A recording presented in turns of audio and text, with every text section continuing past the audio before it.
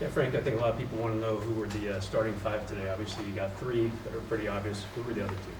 Yeah, we had those three guys on the same team for a stretch, and the other two guys rotated throughout practice. There was a lot of different combinations that we looked at, and we'll continue to change that up from game to game, or practice to practice. No revelation there. No revelation, sorry. Mike? Yeah, Frank, all of the ideas that you might have had, right, with this new roster that you spent all summer with your coaching staff going over, how does that start to get put in? Like, what did you see today that was interesting or neat for you to see in person? Yeah, I mean, I think the first thing is getting all the new guys up to speed with our defensive principles. I think it's important for us to build an elite defense around these three great offensive players. So that's the first thing. But we did look at a few different ways to really build the running habit. We want to be the best fast breaking team in the NBA. We have dynamic players, and adding a guy like Russ, and the speed that he brings to the table, we want to support him. And get everybody running. That's when we're going to be at our best. That's when we were at our best 2 years ago. When we led the league in fast break points, and I think those two things, along with some different early offense looks, that we put in, they're a little bit different than who we were last year to try to open things up. And you just mentioned Russ. Just wondering, Frank, if there's anything that a little bit similar to the first question, where okay, you know what he's like, but now you see him in practice for your team. If anything stands out. Yeah, it's noticeable how different the speed looks. A, in front of you in practice, in live, and B, on your side. Like it's really exciting. I'm going to be honest. That myself, our whole coaching staff, he's just a blur out there. With his open court speed and even half court downhill speed. It's something that we're all really excited about. His first practice, he was basically a paint to great factory. You know what I mean? He was just getting in the paint and finding people either for lobs or threes. All practice long, and it's something that's very encouraging. All right, we'll go to Bill on Zoom, please. Hi, Frank. What's up, Bill? You've talked in the past about the need for sacrifice from all three of your guys, but Russ is obviously the new piece here. Are there things that you are asking him to do differently from the last few years, or ways you're asking him to adjust his game to make it work? Not really. I think everybody on the team has to play team basketball. You know what I mean? And we're going to try to tailor our offensive system in particular, to each of our players' skill sets. But he's got to play within our defensive schemes and fundamentals and assignments. Honestly, what we're asking him to do is consistent with who he's been the last few years, and that's attack in the open court and be that dynamic guy when he has the ball, but also Bron and Russ together have to play off of each other. When the ball's outletted to Bron, Russ has got to fly. When the ball's outletted to Russ, Bron's going to fly, and that's the best way to complement those guys. But it's really about just getting up to speed with how with our culture, how we play, and then being himself. All right, Dan. Frank, how different, I think I know the answer to this, answer, by the way.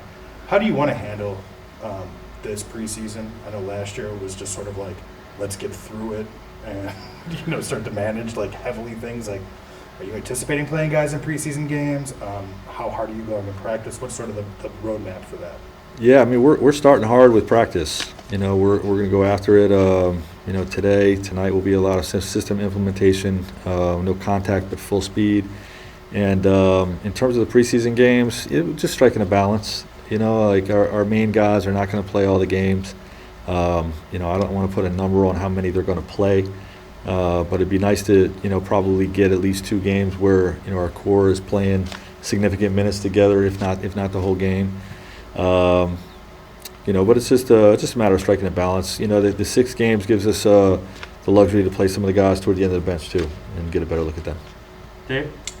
Frank, AD missed, I think, 36 games because of injury last year, but even in the games he played, I don't think, by the eye test, looked like the same player he was that helped you guys win a championship. How much is it on him as an individual to get back to the level, and how much is it on, he was talking about guys like Russ and Rondo and LeBron pushing him, and then also the coaching staff putting him in positions to succeed, excuse me. Yeah, well, we all have to push each other, not just Anthony. The coach is gonna push all our guys, our star guys, our role-playing guys. They'll be pushed by us, and and they'll be pushed by their teammates as well.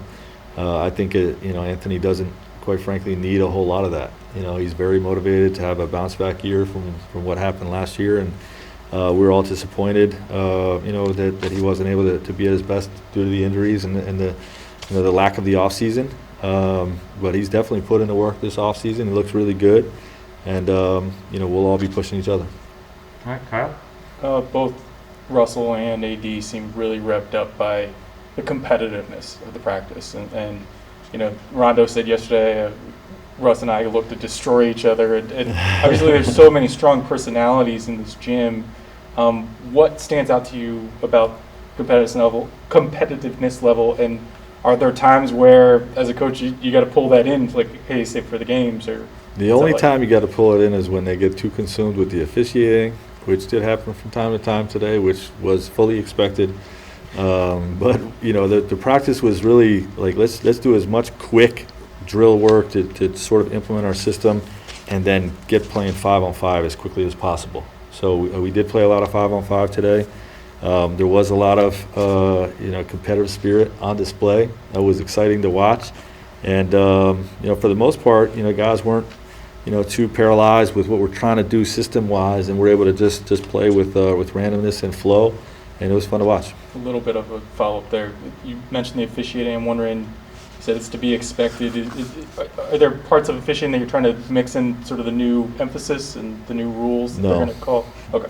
Yeah, we're just calling fouls, and our competitive guys don't like to be called for fouls. We have time for two more, BT. Frank, what's it going to be like to have a target on your back this season, and how do you embrace that? Is it challenging? What was the first part of that? What's the point of having a target on your back? I mean, you're the Lakers. Oh, you got yeah. LeBron, you got AD, you Yeah. got Russ. And you've been through this before, but how do you kind of deal with that day by day, game by game? Yeah, I mean, we're going to have to face it all year.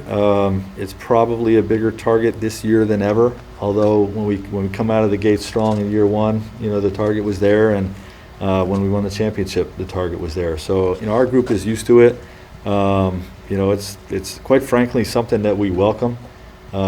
It makes for tougher nights because you get big performances from teams that play above themselves. But the result of that is you're pushed every night. You know what I mean? If you're pushed every night, then you have to be sharp, and you want to be challenged. If you're challenged like that, you're going to reach a higher level. So it's something that we welcome.